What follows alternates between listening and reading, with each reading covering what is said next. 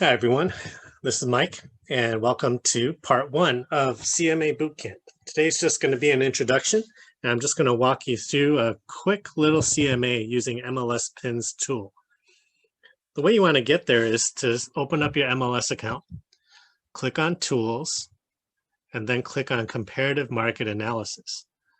Now, your account's going to look a little different than mine because this is the broker account, and there's a few extra tools here. But you should say comparative market analysis somewhere. So you want to click on that. I've already opened up one. And this is the beginning of the CMA. So usually put the property name in the CMA place here.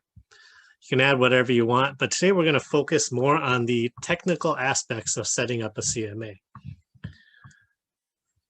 For today's sample, I've already picked out a few properties. So we can go here. And we're going to use 26 Watson, which is under contract, as the subject property. I'm just copying this MLS number here and then bringing it over. And you'll click on Use MLS Listing as the subject property, and you can copy the number right here. And here I've just filled it out with some A's here. But later you'll fill all this out on your own, and there's even some places to add marketing under options and settings. But today we're just focusing on the technical aspects. Now here we can search MLS, add from cart, and search from public records. Again, these are features we can go through later. But for now, we're just going to put in the properties that I've already picked out, which are in this cart. 23 Essex will be one of the comps.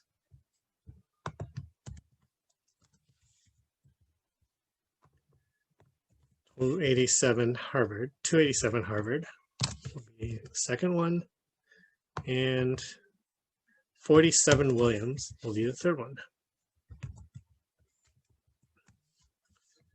So I have my three MLS numbers here. We hit count to make sure it registered, and it did.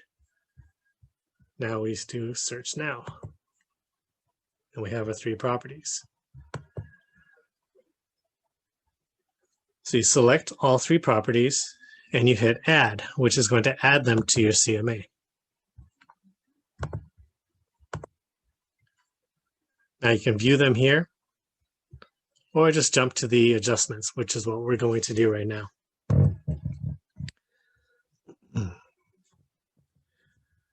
So what comes up is a page like this.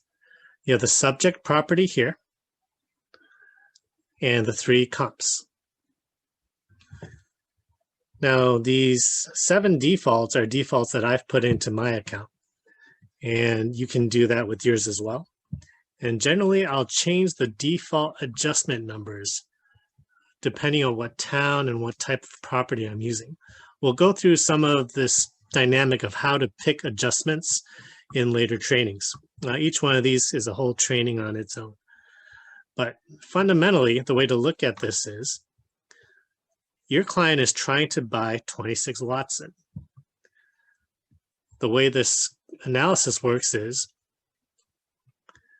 you look at something similar like 23 Essex, where a specific person, say named Mary, bought 23 Essex for $830,000 in October of last year, closed in December, and paid $830,000.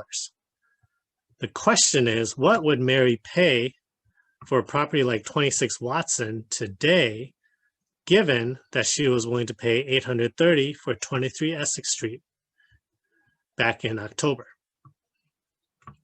Sorry, it's November. Technically, she would have got the place under contract in November. So that's the time that she was willing to pay $830,000. Now these adjustments, again, the living area is an entire training on its own. But if you look here, 1,080 is bigger than 1,009. So what we're saying is Mary would want to pay less money to buy Watson Street today, given that she paid this amount for Essex Street in November. right? So another way to look at it is the comparable property is 1,080. What do you have to do to make it look like the subject property, which is smaller? You have to take away square footage. So you're taking away square footage by subtracting the value of the extra space. Same thing with parking. Watson has no parking. Mary was willing to pay $830,000 for 23 Essex, given that there was a parking spot. If she were to buy 26 Watson, she would need to pay $50,000 less for 26 Watson. The other way to look at it is to make 23 Essex look like Watson, we have to take away the parking spot, which is minus 50,000 here. And so on for all of these dynamics. Bedrooms is a little bit different. And again, that's a separate training. But today's training, I want you to look at and understand how the pluses and minuses. You can just pretend these are just like minuses and pluses, like a -1 and a +1, and it's all adding up, to a certain value of how much nicer or how much worse the comparable property is to the subject. And at the end here, you add up all the adjustments and you come out with 765,000.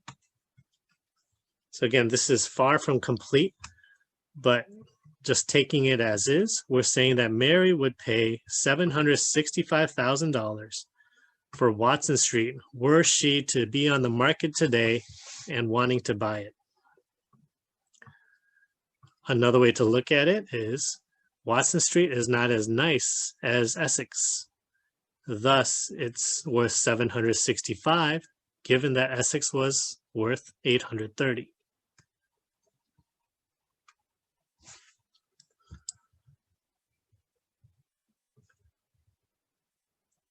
So you can keep going here and see how that works. Some other dynamics you have to account for are, let's see, off-market date. In a market that's appreciating rapidly, such as any market today, post-COVID, you really have to take into account the timing of when a house sold compared to what today is. So these are all pretty recent sales, but let's say we're in the suburbs where prices have skyrocketed around 10% over the last 6 months, while condo prices have maybe grown 5% or less in the city. You may want to adjust for this. So let's say it's about a 10% over 6-month adjustment. So we have November. It's April now, so about 5 months.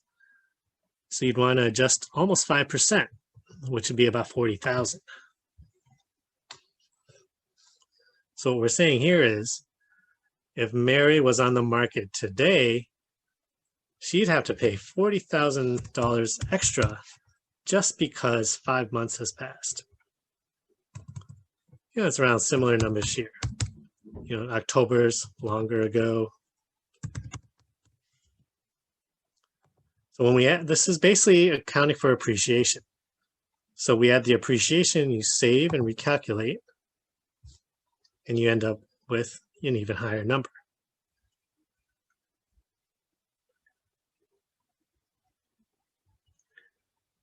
Other things you can take into account are, let's see, cooling, if there's central AC or not.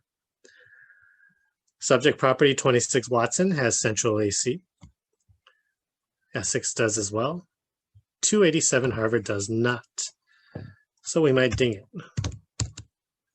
Don't worry too much about the numbers here.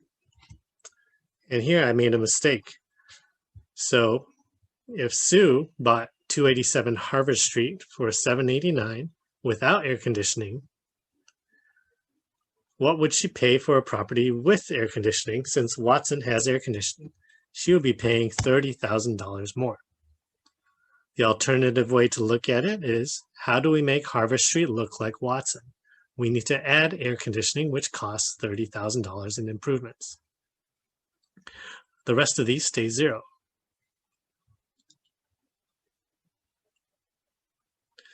Another thing we might do is add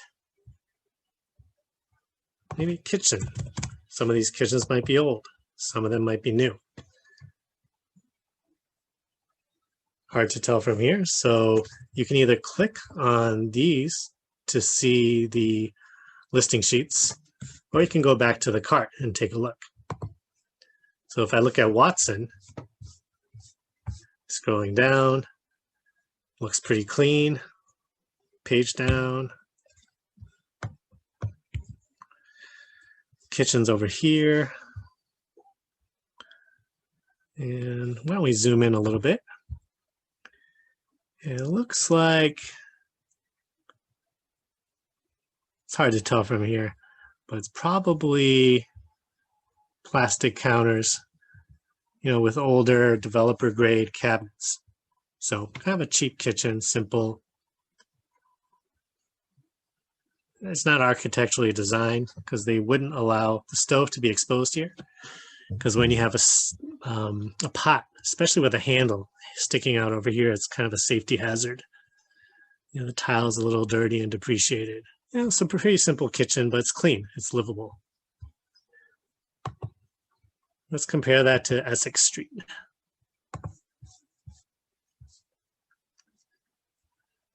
On the face of it, it looks a little cleaner.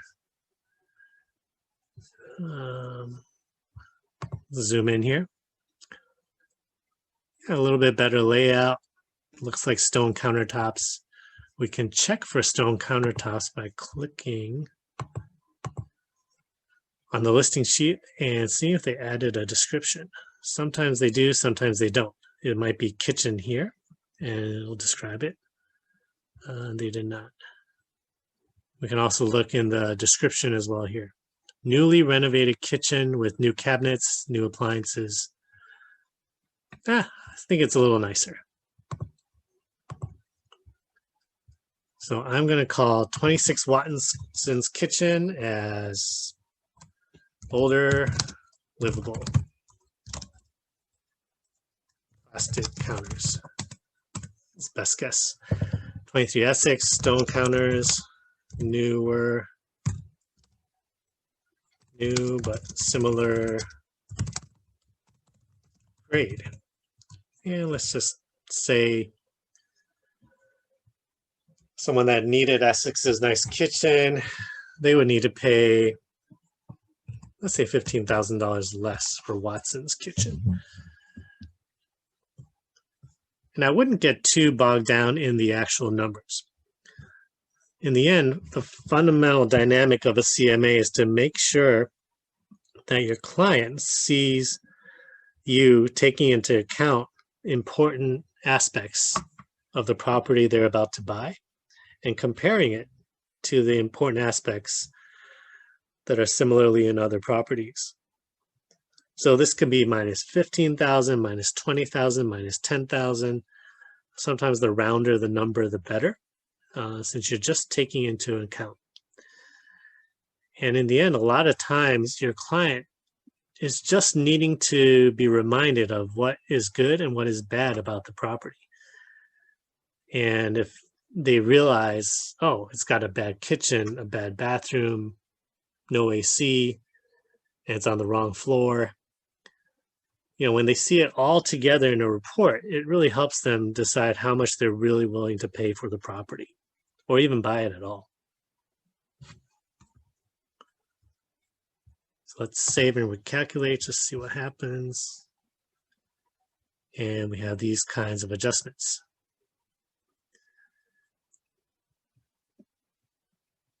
So that's about it for the introduction here. I'd say for kind of a practice problem set, why don't you pick a property, just any property in any town that's interesting. And the key is to pick something that's interesting to you, because you'll have more energy kind of researching it and figuring it out. And why don't you create a CMA using your MLS account with these similar dynamics. And don't sweat the adjustments. Let's just pick a standard adjustment. Go plus or minus 20,000 when there's any kind of differences in the property. And this will be more of an exercise in making sure you get the pluses and minuses correct. And you kind of get used to the MLS format. And you can send them all to me through Slack, and I'll take a look and give some feedback. And also for any questions here, just write down your questions in the comments below in the YouTube comments section. And you can reference by minute and second the point of the training where you have a question, and I'll make sure to answer every single one. And the more questions you ask, the more clarity I can bring to the training, which will be a benefit to everyone. All right. And I'll see you again at training number 2 for our CMA bootcamp.